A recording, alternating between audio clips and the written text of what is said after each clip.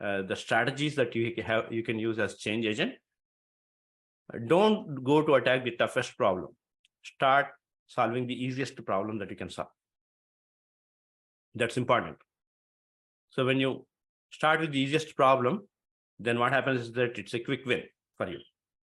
So you can show the results saying that, okay, yeah, this is done. And people might be saying, yeah, this is a small problem that you have solved. Okay. But that would have solved or loosened up the other bigger problems, guys. I have noticed this time and again.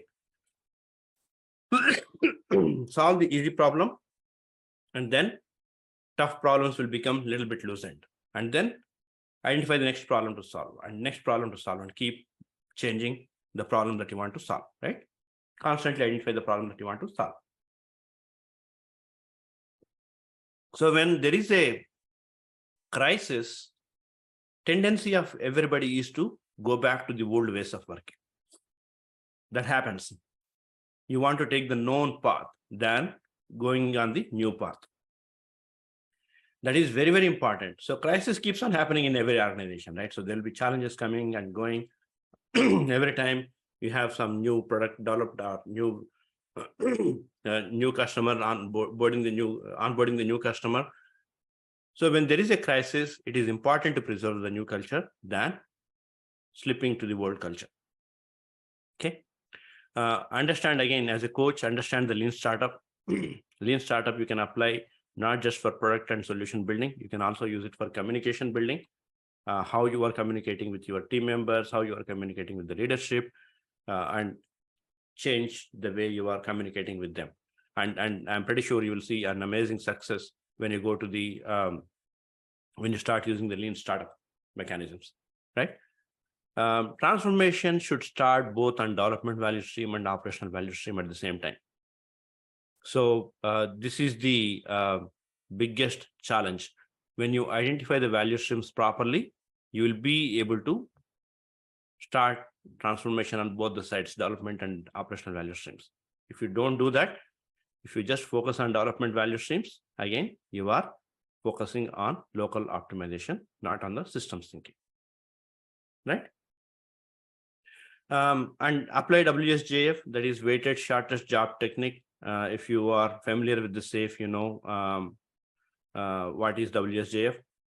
Constantly apply. That way, you are able to get to, you are always working on a top priority item, right? And you have to make lean QMS part of the transformation. Work with the quality team or whoever the head of the quality in the organization, and discuss about the lean QMS and make it internal to the transformation. Make it part of the culture. When you make it part of the culture, then you are getting the finest product out to the market. And you must exploit flow where and when possible. Try to maximize the flow. That is going to be really helpful. Okay. Focus on safe core values and core competencies. Again, this is if you are a safe organization, if you focus on core values and core competencies, that is going to be really helpful and really going to push forward. And metrics focused on the flow. So create the metrics which are focused on the flow. And most importantly, they must be the actionable metrics, not vanity metrics. So people always ask me about what is actionable metrics and vanity metrics, right? Actionable metrics, think about this scenario. You go to your doctor and they take your blood sample and give you like about 30, 40 statistics. So what are you worried about? You are worried about those numbers which are outside the range, right? Anything within the range, you don't worry. If 5 metrics are out of the range, then it's a point of concern for you, right? So that's what you want to focus on. So focus on the metrics which are outside the range and take action on them. Don't be proud of the metrics which are like within the range. They are there only for your health check. All right. So create the metrics that you can take action on and work on those metrics. So these are some of the strategies that you can apply as a change agent. And every step has certain challenges. You might come across certain scenarios. Happy to support, and you can connect with me on LinkedIn and you can start asking me questions. Okay. So that's the end of the quick overview of the implementation roadmap. And I wanted to take like 15 minutes for Q&A. Feel free to ask any question. Great. Thank you, Sriram. So forum, everyone, we are open for questions. If you have any questions, please feel free to put it in the chat, or you can unmute yourself. There's no restriction. You can unmute and ask yourself. We will be issuing one certificate for you guys for attending the webinar. You please look out for your emails once the webinar is done in the next couple of days. But again, we're open for questions. Please feel free to ask questions. You have SPCT. You do not get this one-on-one with SPCT most of the times. So please utilize the time if you have any questions. Yes, I have a question. This is Christian here. I'm curious to know, you mentioned something that piques my interest about the new generation coming in along with the older generation that's here, and the conflict that we're currently seeing throughout the marketplace or throughout different industries. And with the implementation of SAFE, knowing that it's top down, how are you able to overcome maybe the challenges that may come about with that friction, with implementing SAFE, and you have mostly the top people are from an older generation in comparison to Gen Z, and knowing that SAFE has to work in a specific environment of self-management. How do you overcome those challenges? That's a very good question. So in fact, this is the same situation. I was talking with one of the person yesterday late evening. She comes from a company that is a paint company. I don't want to mention the name. Obviously, you can guess it. They have the same challenge. Like they have a older generation and a newer generation. Baby boomers, some of them, so with our nation for 30-40 years, and new generation who are like frustrated, and then patience is very less for the newer generation, obviously, right? So I mean, I don't want to point that, but in general, so pair them in that scenario, right? So bring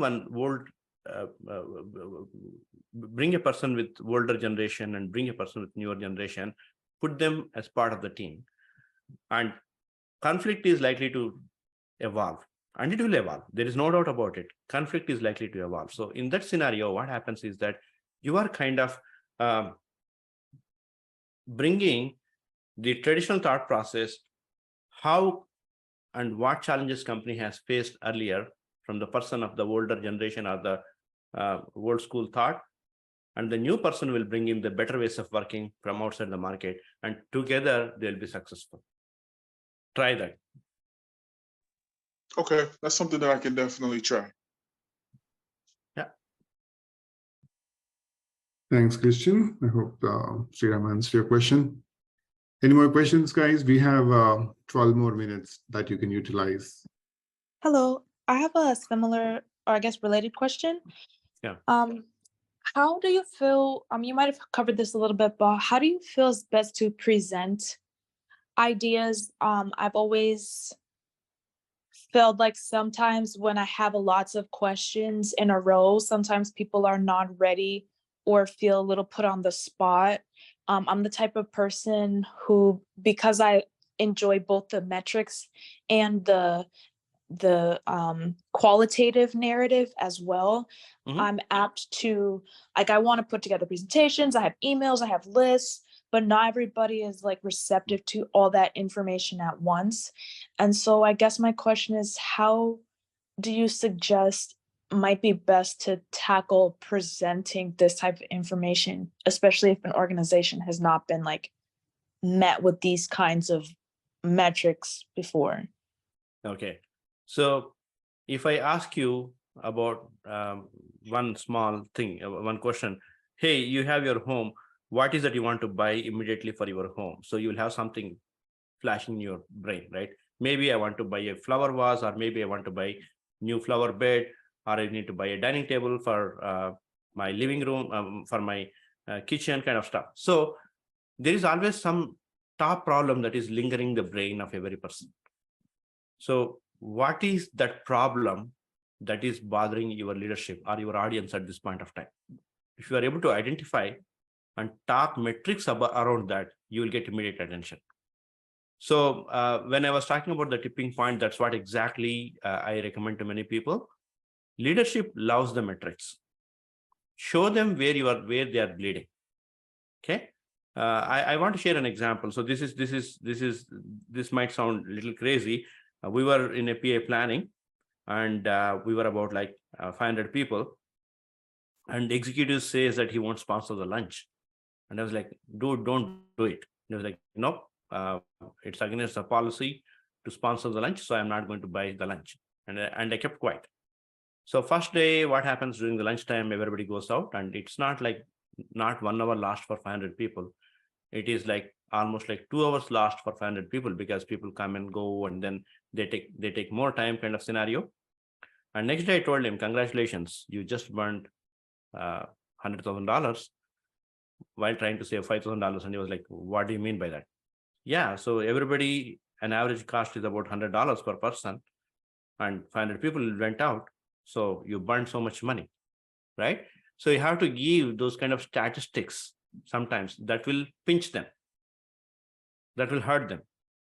Then they'll be like, okay. So day 2, without me asking him, he brought in the lunch for everybody. He said, okay, you guys are not going out for lunch and you're coming in. So show them the waste that is happening and how that can be arrested. Speak money, and then they'll come back to you. Hope it helps. If you're talking, you're on mute. Yeah. I see a clap there. Thank you. Okay, great. Okay. Any more questions, guys? We have 8 more minutes. We could probably take 2 more questions before we end the webinar today. Last 2 questions. I have a question, if you guys don't mind. Sure. Go ahead, Christian. Concerning, since we're talking about safe implementation, I'm currently working with a company that is attempting to introduce and implement SAFE, maybe in a possible future.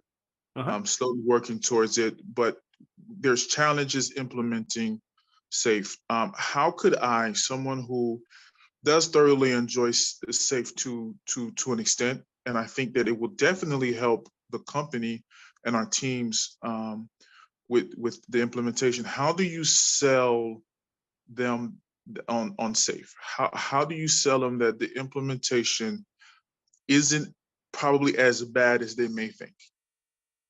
Because like we said, they're more, they want to see metrics and things of that nature. So how do you sell the value, the qualitative value of SAFE? And very good question. So I don't know which stage you are in, to be honest. Dallas, Texas. I'm in Texas. No, when I say not status you are in with the implementation. Oh, right? gotcha. Sorry. we're in the, when I say very beginning, I mean they're teetering and tottering around, like, Sure. Should we implement or should we not? Sure. So this is one selling point for you. This could be one of the selling point for you, Christian. So probably if you look at the Scaled Agile website, there are a lot of case studies that have been published from the various industries. I mean, I'm very glad to see that.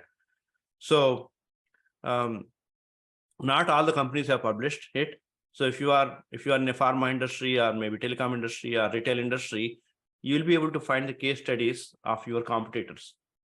And this is the business results they have achieved without spending additional dollars. Oh, that's great. Okay. So if you are from a retail industry, look for the case studies from the retail industry. Yes, I'm in the retail industry. Okay. So you'll be able to find related industry data. Okay. Okay. And if you want to maybe some of them are my customers. If any of the industry is, I can speak more about them. Okay. Okay. And that can be your compelling reason. Okay, so they are our competitors and they have done it and they have achieved this. and look at how your competitor has done in the last couple of quarters, right? So maybe in the last 2 quarters, they did better than you, or you are doing better than them. If you are doing better than them, maybe, yeah, there is a challenge, and there could, I mean, probably you are doing the right thing. And if the gap has increased, obviously you are not on the right path, right? And maybe you have achieved the success, but your team is not happy. People are like, yeah, man, this place sucks. And then you have high turnaround ratio of the employees. Right. So these are some of the things I would look at. I mean, I'll be happy to set up some time and then give more guidance. Yeah. Yes, I would definitely love that, especially on the case studies where I can find that and kind of what to look at. Yeah. Sure. Thank you. Okay. One last question, guys. We have 5 more minutes. One last question, if you guys have any. If not, we can wrap it up. Yeah, I got a question. If I can go ahead, please. Sure, Ola. Okay, thank you for this opportunity. My question is how important is metrics when it comes to, like, safe? And the challenge we currently experience in my current organization is we moving from waterfall into agile. And it's more of a control and command, where now we write the user stories and all that, trying to, put so much overcommitted for the developers. And the challenge from my end is more like, can we reduce this user stories where we able to deliver value? Or on the management point of view, is more like we just need to keep the metrics, just keep committing, and then not able to deliver when the sprint comes to, or the PI comes to, like a close. So how big is metrics when it comes to situation where we're not able to deliver value? Yeah, very good question. So this is what I would say when it comes to the metrics, right? Metrics are always a double-edged sword. So you use it well, and then it will help you. You don't use them well, it is going to cut your throat. It's going to kill you. So what I would say is that SAFe is into metrics. I don't say a lot into metrics, especially with SAFe 6.0, they created something called the flow metrics. So if you can bring in the flow metrics, showing them the results, how you are able to deliver the things, right? And maybe if they can allow you to experiment with a team, hey, let me experiment with this particular team, right? And in most of the companies, what happens is that a lot of action, but no results. When I say a lot of action, no results, constantly changing priorities are the ones which are going to kill and self-destroy the system. So your flow metrics are going to show you how long an item has been waiting in the system. And if you reduce that constant reprioritization, how fast it can flow through the system. So these are some of the ideas I would throw at Ola. As I said, show the metrics. And anytime when you show the metrics, show the dollar impact to the leadership, immediately you will see the eyes rising. Appreciate that. Thank you. Yeah. Sriram, we are at 11:58 Eastern, 2 minutes to go. Ola, to add Sriram's point, I just want to add one more point is, if you're not delivering business value, if you're not delivering quality, then you're not delivering anything. You deliver 1,000 story points a sprint, there is no value delivered to the customer, you're doing nothing, right? So I would focus on the business value than any other metrics. I focus on the quality than any other metrics. I make sure my customer is happy. If that's not happening, 1,000 metrics you meet, it's nothing. Yeah. Okay, guys. So we are done. Thank you all. We are at last 1 minute. Thank you all for being with us today. Have a great rest of your day. We will be sending out certificates issuing that you have attended the SAFe overview implementation roadmap with us. And we'll also be sending the video recorded for this webinar. Thank you all again. Have a good one. Bye.